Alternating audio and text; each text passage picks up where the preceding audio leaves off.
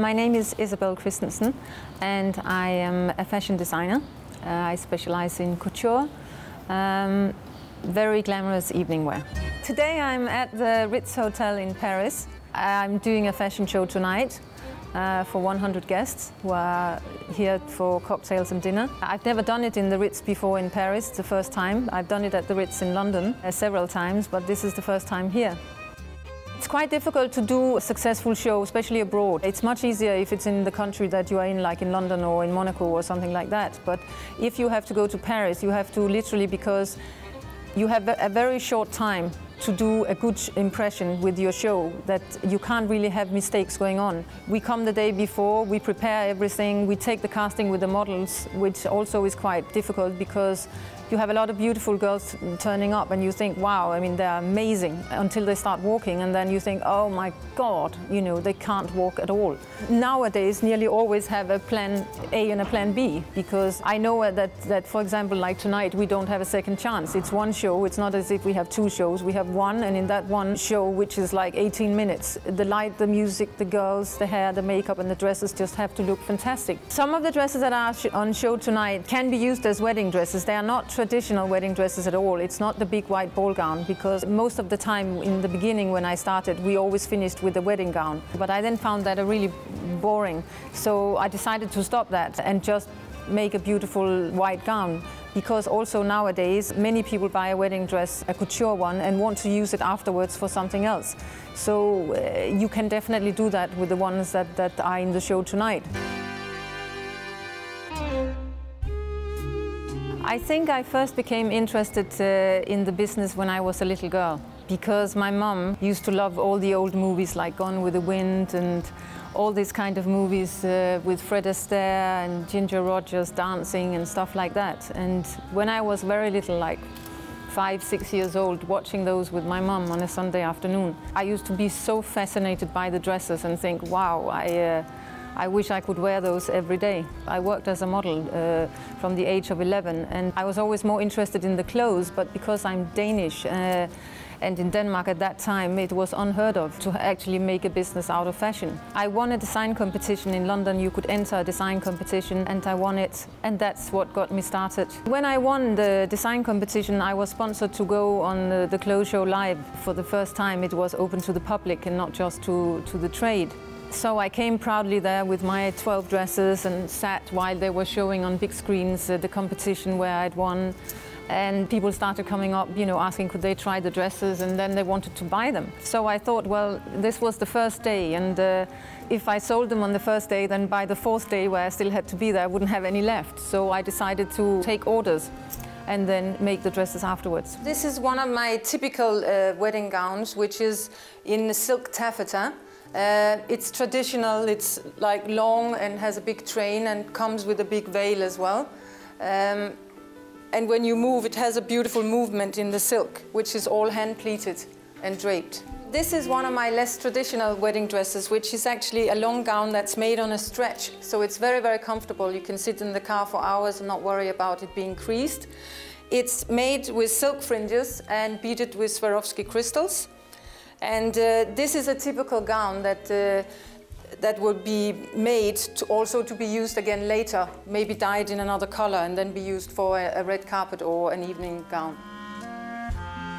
I do my pret-a-porter collection now, which is jeans and shirts and t-shirts and stuff, and I love that too, but I don't love it the same way as I love to make a couture gown, because once I have an idea and I sketch it, and I take my sketch down to my cutting room and talk to my pattern cutter and discuss, you know, how to make the pattern. You produce the dress in a calico, which is a very cheap fabric, and you sew it up, and then you put it on the mannequin and you start looking and changing the cut. This process is so exciting. It's, I mean, I can't describe it. I mean, I once said to my husband, you know, producing a beautiful gown is better than sex, and he got very upset. It's the one thing I think that got me hooked forever, because I just love getting an idea, sketching it, seeing the product being made, and finally be able to put it on, or seeing it on someone else that happily walks away with it, and then seeing it at a ball. It's just such a fantastic thing. And it's even more fantastic when people ring you afterwards and say, wow, you were right, this was such a great gown, and I had such a good evening, and so on. Because for me, clothes has always been like that. It's something that should put you in a good mood. Of course, you need functional clothes for every day, but if you take the time to go and have a couture dress made, and you spend this kind of money, then it should be a whole experience and something you look forward to, and something that you have in your cupboard for many, many years and you use over and over again. If I design my couture, then it is definitely pen and paper. It's an idea. It can be, a piece of fabric that I've seen on an exhibition, or it can be a bead, or it can be a crystal, or something that I just have seen and want to work with, and I then start sketching it. And then sometimes I get an idea and I always write it down or sketch it in my little book. And then when I come to making my collections, I start looking through. And sometimes I have too many, and I then have to decide, okay, we're doing this, this and this, because the collection can't be more than, for example, 40 pieces, because it takes too long to produce, and then it will run out of time, because all the handwork is very delicate and takes a long time. And when I design my prêt-à-porter, then it's all on computer. Normally, I mean, I have my design team, because my head office is in Copenhagen, so I fly up there and my team sits there every day, but I'm obviously not there every day because I'm in my couture shops. So I fly up there and I have a lot of inspiration with me, usually a suitcase with pieces from magazines that I've torn out, stuff that I liked. Could be anything from a flower or a bird or a fish, or it could be another, great collection where I like maybe just a pocket or something that has inspired me to do a whole pattern on another thing. Then it's all laid out on the floor, and then once we start sketching, I'll say, no, I want to have a cat suit in this collection, and I want it to be with a halter neck and a waist. Please, can you quickly sketch 3-4 ideas so I can see which one, and you can use, for example, this as inspiration. And then my assistant on the computer will quickly do it, and then we'll hang them on the wall, and then I will go through them, and then I will choose the fabric, the color, the material, and that's another whole thing. You have to be very creative and very fast, because with the prêt-à-porter you have to do what is in fashion right now, so you have to be very aware. I mean, I literally have to go and sit in a coffee bar and look what is happening on the street in New York, what's happening on the street in London. I really have to watch. So this is a beautiful silk crepe dress. This is a very simple shape, obviously, and not the usual big one that I do all the time. But this is one that we do a lot, also in Monaco. It's like very elegant, very simple, and just beaded with, hand beaded with Swarovski crystals again, so that it's unique and it's not something that someone else has the same. Each one is done by hand individually.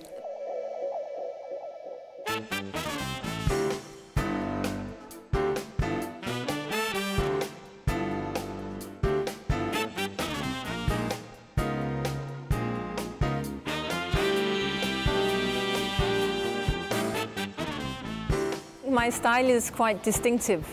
I mean, for example, I wouldn't put a whole dress full of crystals and then put 3 layers of frills and 12 bows. It's not like that. But I mean, if I do like a crystal, I will, for example, ask a lady to sit for 2.5 months to cover a piece of fabric totally, so that's all you see is that one crystal that I liked.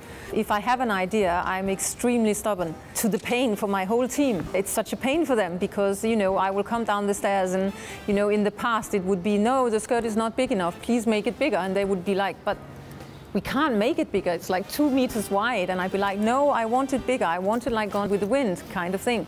And that will be the same with the crystals. I mean, just for this collection that I'm showing tonight, I have made the Ferrari dress, this little crystal dress that Paris Hilton loved. I have made it in full length. And when I told the lady who was going to embroider it, please make it full length, she was like, are you joking?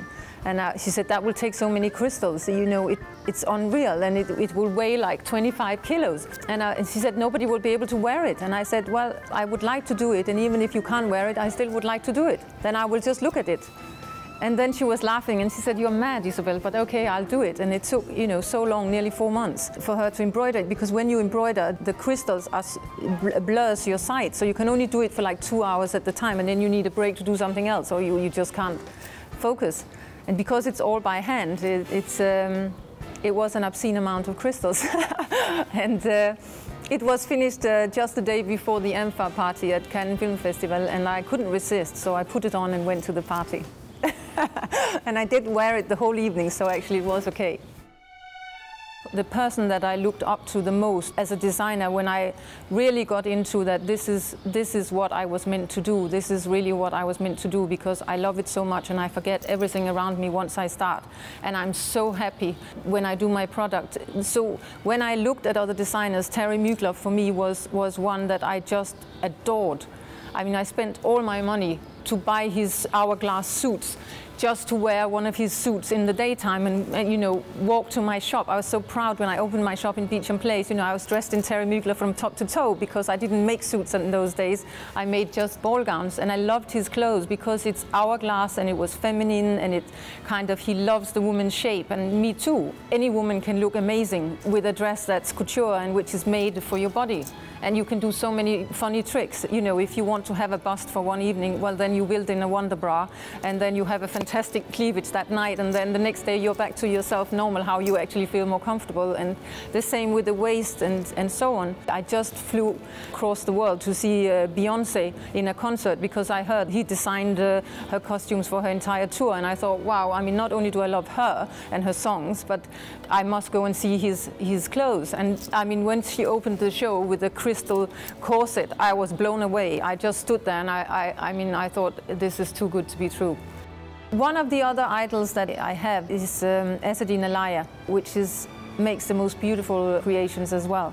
But if I wasn't in this business making, my own dresses, I definitely would still spend all my money to get hold of Ezedine Alaïa or Terry Mugler's clothes, for sure. And I think the last designer that I really admired, which is not very well known as a designer in our time, even though he is Roberto Capucci, who makes dresses that actually looks like beautiful sculptures. And just looking at his work, if I'm ever stuck and I can't think of something, I just need to take a look at his dresses, and then I get a million ideas. Recently I had Paris Hilton walking past my shop, and in the window was a complete crystal dress, and she just went mad.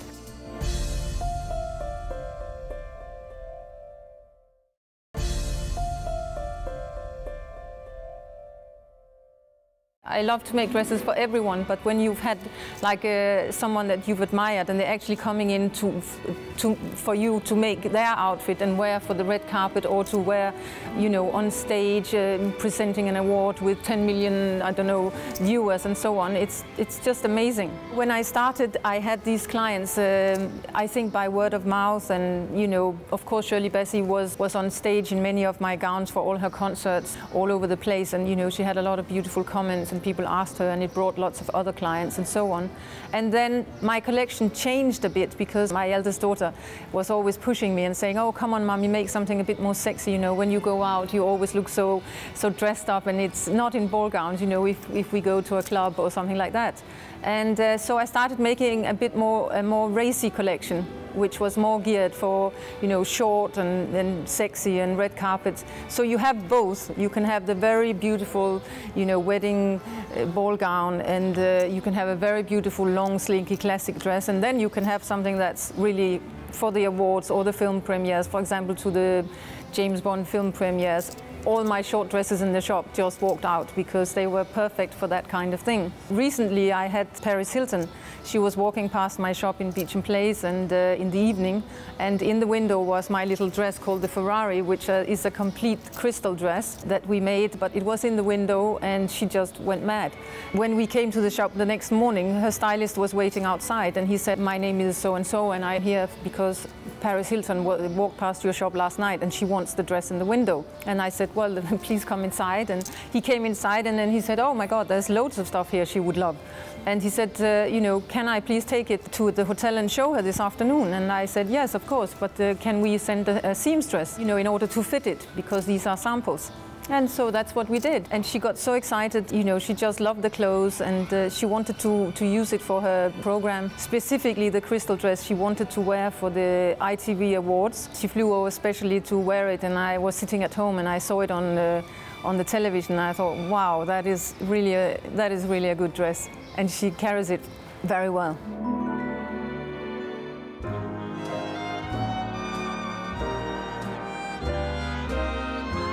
I think from doing the ball gowns, and especially because I did the very big ones, many people would be standing in my shop trying it on and would be going, oh my God, one day when I get married, I would really love this dress. Can you make it in white or in cream and so on? And of course I could. So I did make a few wedding dresses for my shop, but I didn't want to have a whole shop full of wedding dresses because I love color. For me, I have to walk in and it has to be so many different colors that cheers me up. But I love to make wedding dresses because it's a very special thing to make. It's I mean, a dress for any special occasion is special, but the wedding is kind of once in a lifetime. And many girls have thought about this day from when they were like little girls of 5 years old. And they've always wanted to have this special dress. And many ladies actually are maybe not so elaborate every day and would never put, you know, a big gown for a ball like I would. I would put a big gown and not even think about it. But that's because I love glamour, and I think, you know, of course, it can never be too much. For someone who is not so glamorous, that is the one day that they are going to put this big dress on that they normally would never wear because it's not really their style. But that day, it's their special day, and they are the total center of attention. And it's very special to make a dress like that, and also because it's very romantic that when they are standing, you know, committing to the person they love, saying that they're going to be together for the rest of their lives, and, you know, their whole family is there and all their best friends and so on. It's a very beautiful thing. It depends very much on the client, what the wedding dress is like, because my style is very distinctive. It's very feminine, very glamorous, and I have been asked to do many traditional wedding dresses, but also many which are not traditional. For example, some people have asked to have a pink wedding dress or a red wedding dress, or, you know, lilac wedding dress. It doesn't necessarily have to be white. You know, particularly one client came to me and said, you know, Isabel, I come to you because I know that you love things that sparkles, and I want the most sparkly wedding dress of all times. I want something that beats everything else. And I said, well, then you came to the right person, because I can definitely do that. The client who asked me to make this dress is very much in the media, and I think she chose such a particular dress because she wanted it so sparkly and so big and pink, and it is her favorite color. And it was easy for me. Pink is my favorite color too. She definitely doesn't want something that isn't completely glamorous. There's no limit. I mean, she wanted it bigger, bigger, and more sparkly, and even the veil had to have thousands of crystals. It brought a lot of attention because she was so much in the press that it was on 75 pages in OK magazine and 2 front covers, which is quite a lot on one dress.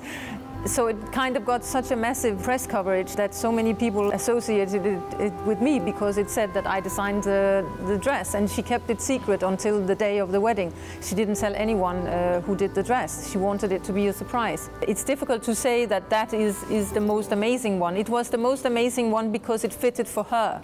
It was what she wanted. I can't really say which is my favorite or which was the most amazing, because it's a bit like when you make a collection. Every time I make a collection and I see that there is a really good dress, a really wow, amazing dress, and everybody buys this dress afterwards in the collection, I think, oh my God, what am I going to do for next season? Because I can't possibly top that. It happens to me all the time. And then I start, and in the beginning sometimes I'm so nervous thinking, oh, how can I top that dress from last year? You know, how can I make it better? I can't. And then I think, oh, stop it, of course you can. You know, get on with it. And then I force myself to, you know, to think of other things and experiment with colors and crystals and beads and everything. And then all of a sudden it's there again. My business has always been molded around my 4 children, because I had to have my home life working. And during these last 15 years, I had many opportunities to do all sorts of things. And it was very tempting. But I decided that my family life would be too abrupt, it would be too shaken if I had to, you know, move to the States and move to China and start something in Japan. And So I decided to kind of keep it where I am now in London and Monaco until my children are a bit older. I have